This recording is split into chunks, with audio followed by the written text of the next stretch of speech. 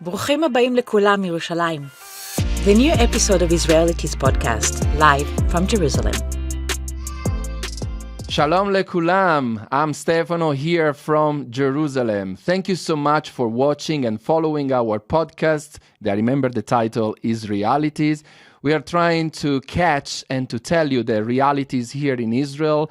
Thank you for your subscription on our YouTube page and channel. And also I remind all of you that we are on Instagram, Israelity Podcast. Please follow us for more information about what we are doing here, not just for the podcast in general.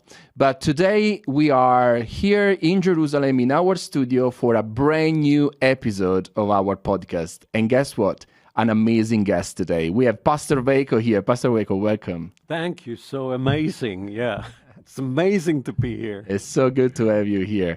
Now, we know that you are wearing so many different hats and you have so many responsibilities over here, and we will go little by little, leat, into your life. But my first question for you is, would you like to share a little bit of your background and how you came here in Jerusalem, in Israel?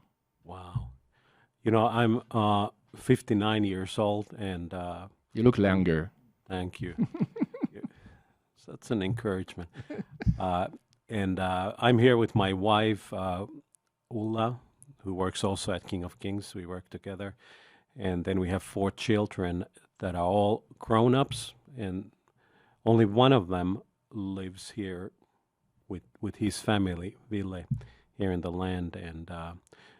And we don't have Jewish background, but so no Jewish ancestors.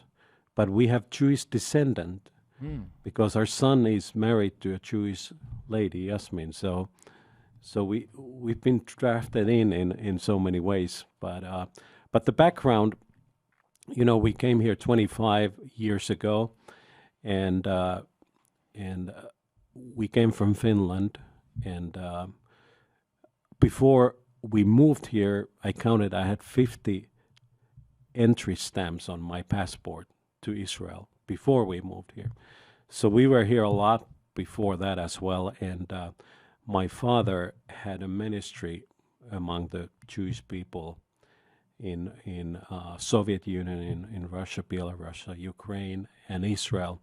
So we made a lot of trips with my father here, bringing humanitarian aid and bringing prayer groups in here and so forth.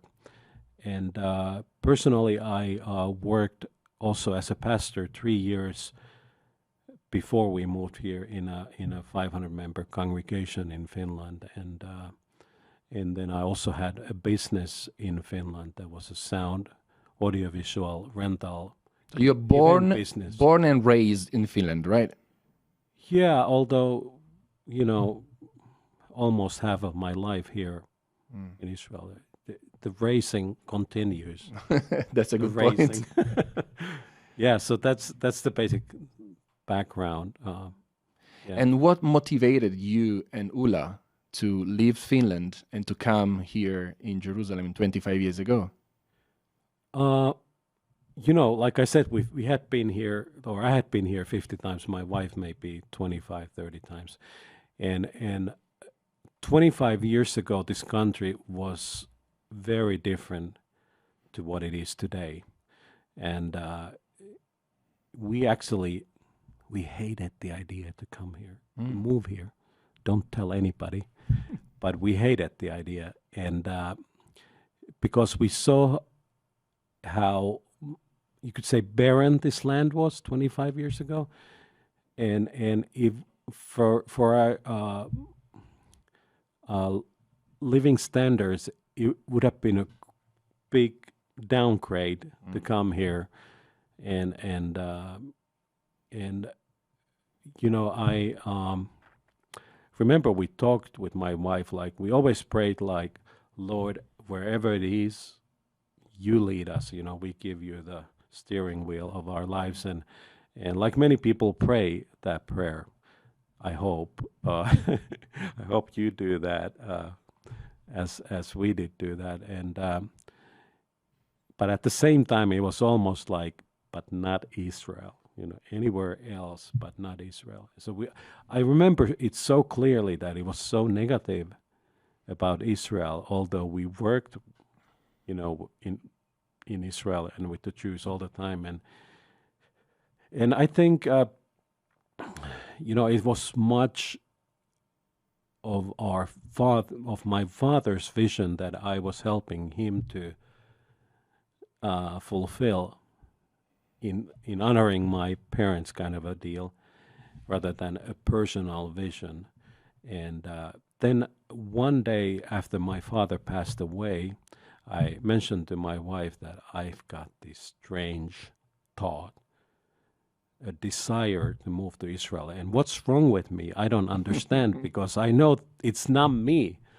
Like something has changed. And my wife said that she feels exactly the same, and we couldn't understand.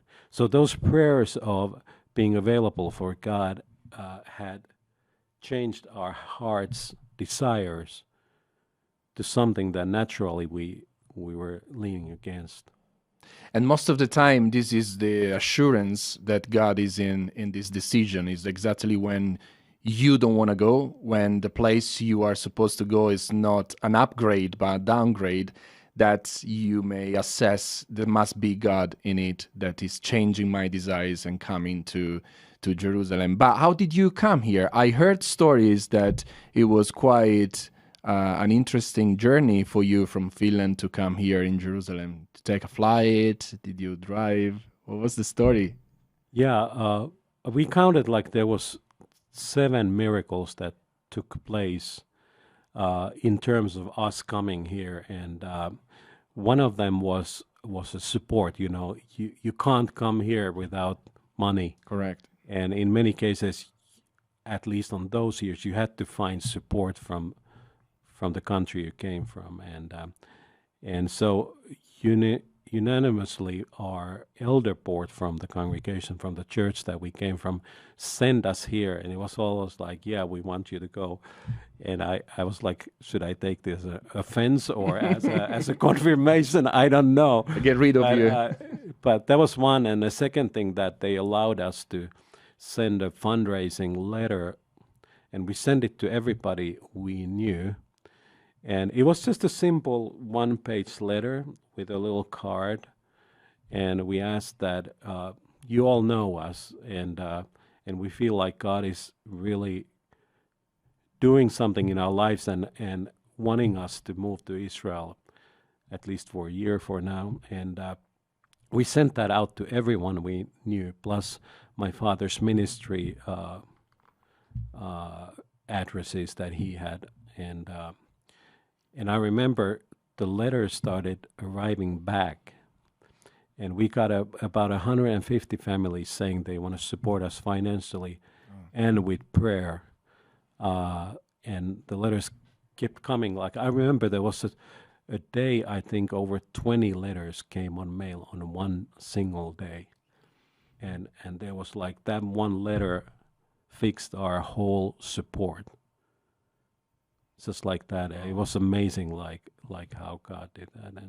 And then when we came here, I'll tell you about the trip in a second. But when we came here, another miracle was this, that I came here, a person without knowing me, we had no previous contact, came to me and said that, I've heard from someone that you are moving here and I have a home for you. I went to see the home. It only had 2 bedrooms. And I said that we are a family of 6. Then he said that, okay, I understand now. He was not a realtor, but he said that there's someone else whose house is for you, and I'll show you the person. And that whole thing, like God arranged, I didn't do anything. I didn't look for one apartment, and we found like that our apartment here to rent. And so, when you walk, you feel like you walk in those exact pre-made steps that He's done for you to walk in, and we felt like we are walking a dream. So we still today are 100% sure that that it was the Lord, it was God who led us come here, and He's confirmed, the process in so many ways afterwards. But we actually, we drove here by car from From Finland. Finland to Jerusalem by car. Yeah, and Seriously. we came through Germany. We went to Greece, and we took a boat to Kos and Cyprus, and then continued with the boat. We had a tent on the upper deck, and we put that up.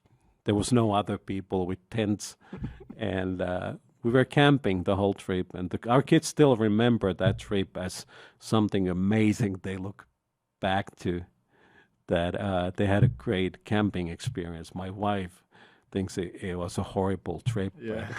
But we had a blast. Traumatized. The rest of the family had a blast. And So, Do you remember any particular episode on that trip? How long it took?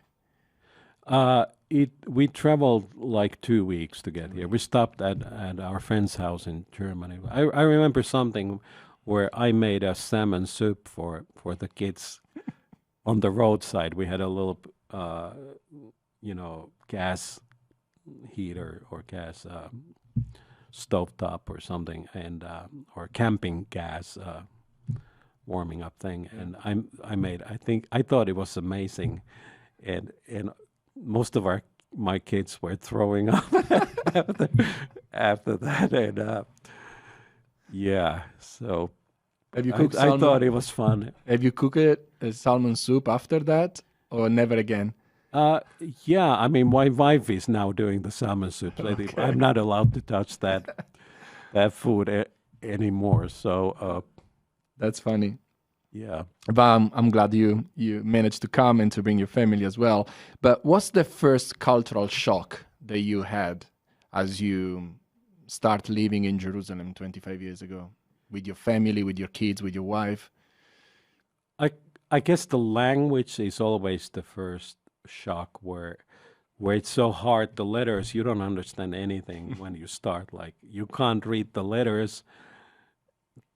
There is just a few international words that you can catch here and there. You can't read the newspaper and so forth. 25 years ago, there was no English TV programs. I'm not sure if there's today, maybe a few, but we were watching TV and we realized as a family, like 25 years ago, there's not one channel that is interesting. Like, we couldn't relate to TV at all. So we haven't had here TV ever since. We just decided as a family, we're not going to have a TV. It's not for us. Everybody agreed. That was one culture shock. Other one was, you went to a grocery store 25 years ago. All the labels were in Hebrew.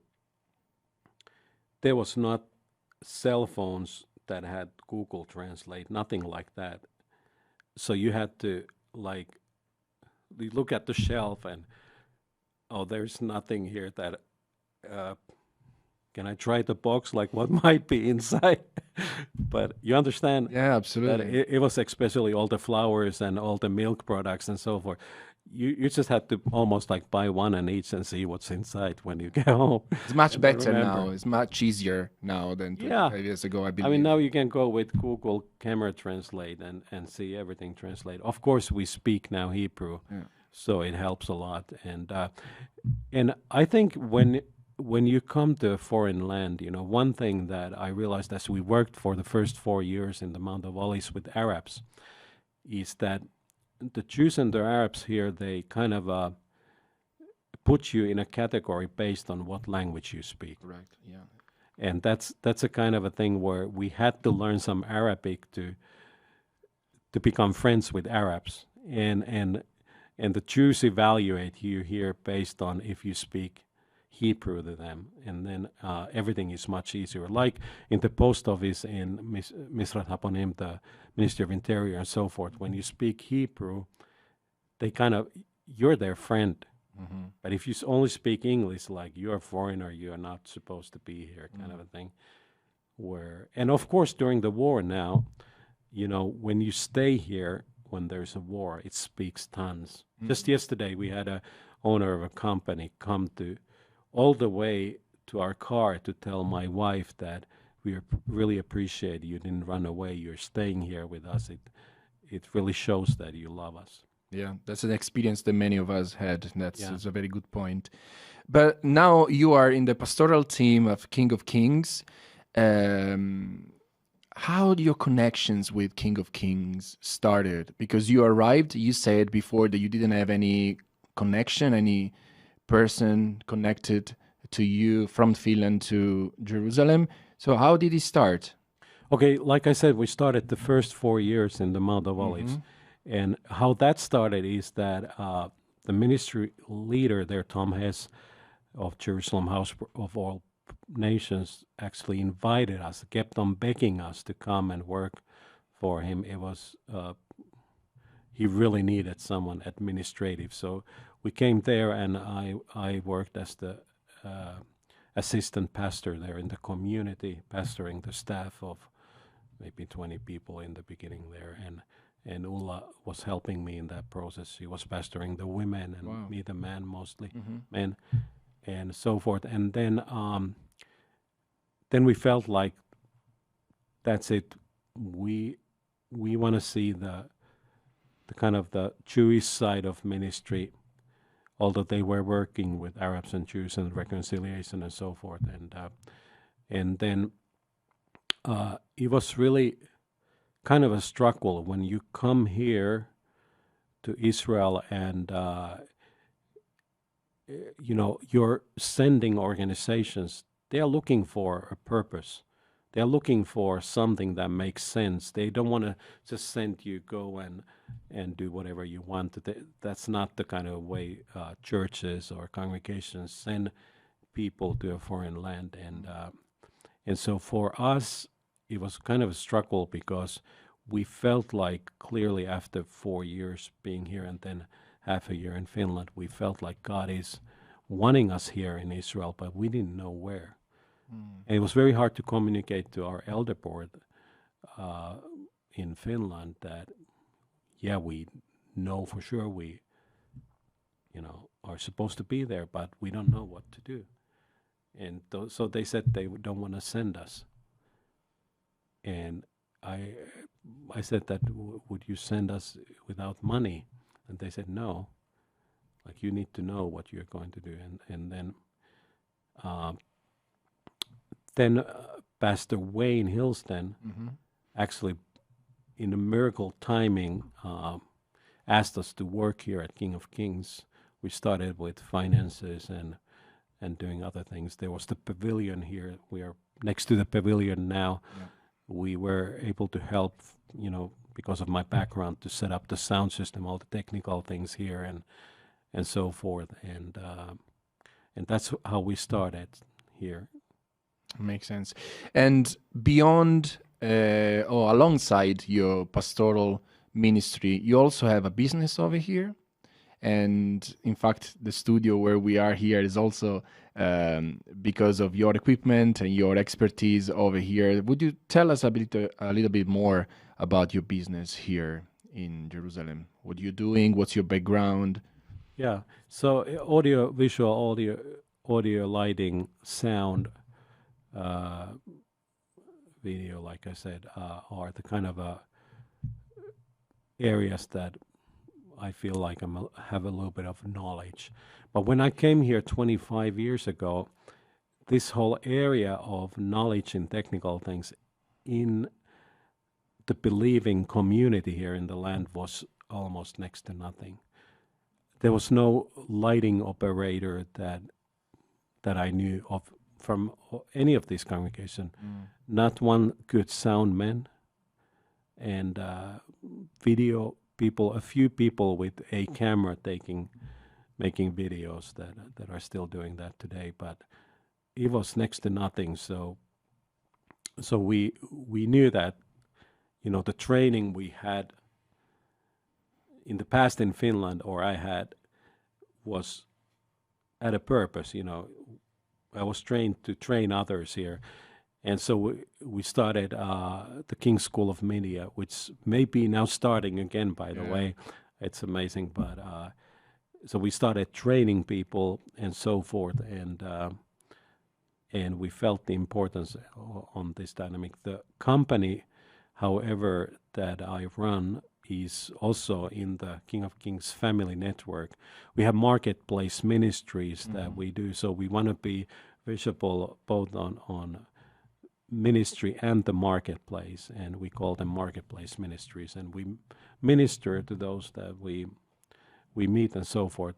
The purpose of the business, though, is that we do help. There's a lot of tourists that come to Israel and locals that want to do events and have needs of video, sound, and lighting, and staging, and instruments, and translation, and it's a broad scale of services that we give to those events that we do in normal situation, about 100 events a year. Wow. There is another aspect of your life here in Jerusalem with King of Kings about the humanitarian aid that you are doing. I found myself helping you at delivering some washing machine and tumble dryers around Israel to families that are in need.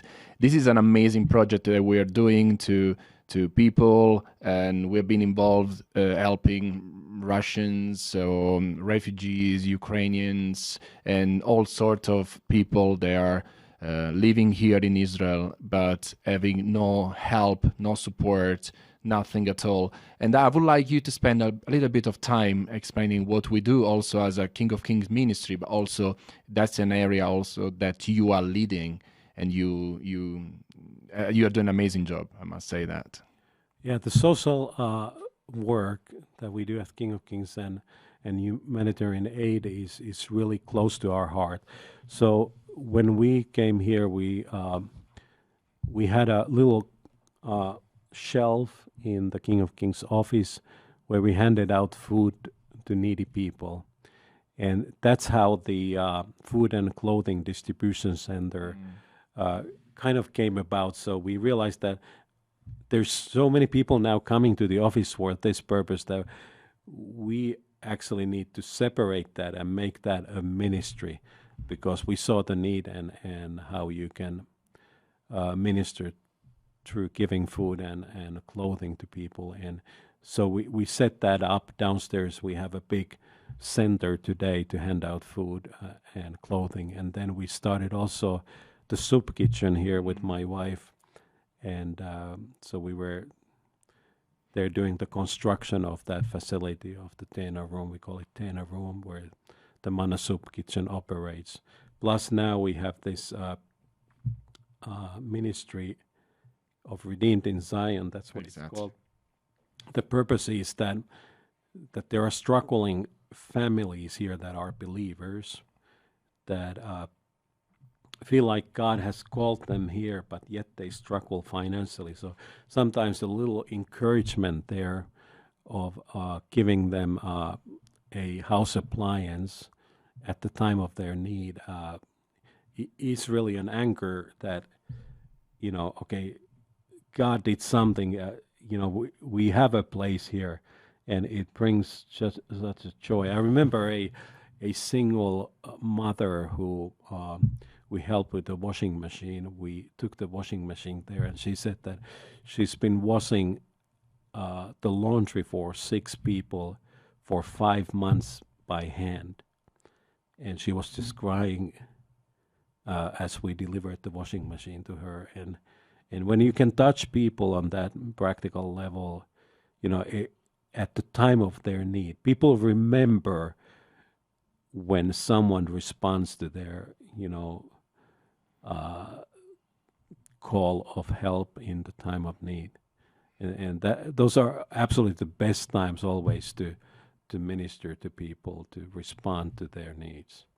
And we have that very close in our heart. And I believe you too, as you were delivering those. And we've helped, from Redeemed in Zion, we've helped over 1,000 families over 20 years period. That's amazing. And if there's maybe 20,000 believers in the land, these families are big. So we've touched the lives of almost half of the believing population, the born again kind of a Christian messianic population in the land through this ministry. That's very powerful, and I think is the gospel of Yeshua and the gospel of the kingdom entering these houses and just showing love and compassion and the love of Yeshua. So that's for me is very dear to my heart. I will just spend the whole episode just talking about that, but we need to move on. Every time I interview somebody about the personal story, how they came into Israel and they accepted God's calling in their life, I know that we have a group of people, young people and youth, they are following us, a part of our audience. Do you have any advice for people that feel God's calling, but they are not living yet in that calling? Yeah, they are in that liminal space, in that waiting room before the fulfillment of God's calling, but they feel called by God. I believe you found yourself in that situation as you were telling us the story at the beginning of this episode. What's the advice, one advice you can give to them? Yeah, I think the first step is very crucial. Absolutely, you many times you are thinking like you want to be at the destination, but you don't want to walk the path. You just want to jump there, and taking little steps of faith, starting to do those things that you feel God is calling you to do around you where you are now will lead you into the growth in faith and in ministry and in practice in so many ways to be one day at where you want to be. And the days of small beginnings are looked down in the eyes of many, and there's almost any ministry that God is calling you to do or to be involved with, you can start doing that today with the people around you, among the people around you, with the 5 loaves and 2 fishes you may have today, and you put those in practice, and that's what God is actually looking you to do in terms of showing that you're serious about your call in your life. Very good. Last one. This is really the last one. Oh. Your the biggest lesson or revelation that you had moving from Finland here in this past 25 years? The biggest lesson is really the vision for the Jews and Arabs, because when we moved here, we kind of, I told you about the miracles, how God changed our hearts and so forth. So it was like we wanted to somehow, this desire that we wanted to go. We didn't have a vision for the Jews or Arabs or anything like that.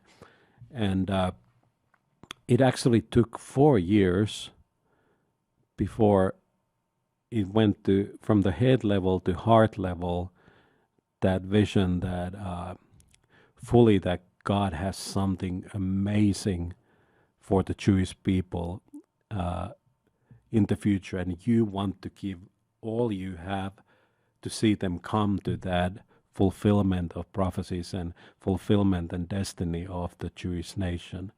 And so that was something revelational that God deposited in me. And then one, for the Arabs, I didn't have any vision for the Arabs, although I was working among the Arabs. But it was like they were people like any other people. We knew that as you're a pastor, you minister to anybody who you come across with. But there was this one prayer meeting that I was in at the Mount of Olives, and suddenly you hear these minarets, and you what they kind of sounded like was like a cry from the hell. And I felt like like these people have the desperate hell cry, and they need God. They need Yeshua. They need Jesus. And it went deep to my heart, like the desperity of their call for God. And since then, I've had this desire to see them also to come to a fulfillment, and I've been really happy to see hear about these stories from Gaza, how God is sovereignly revealing Himself to many Arabs, and we have some Arabs working. Yes. We have ministry at King of Kings, and it's amazing, really, to Sam as our Arabic outreach pastor is a good friend of mine. We are friends a long time ago, and great to see that happening. Well, I think, Pastor Veikko, first of all, thank you for taking the time and coming here. I think that I've been blessed by listening your testimony, your story, and I believe that our audience will be blessed too. So thank you so much for your time. Please, if you agree with me, write down your comment, or we have an email address, which is podcast@kkm.network. Feel free to email all your questions, comments. I will be more than happy to read them. Subscribe to our YouTube channel.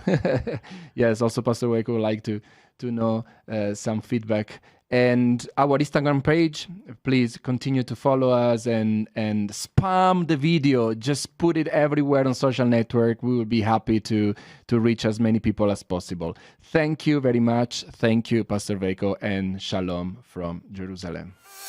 Thanks for listening to this episode of Israelities Podcast. We'd love to hear your questions and comments at podcast@kkm.network. And don't forget to subscribe to our YouTube channel and follow us on Instagram. Shalom from Jerusalem.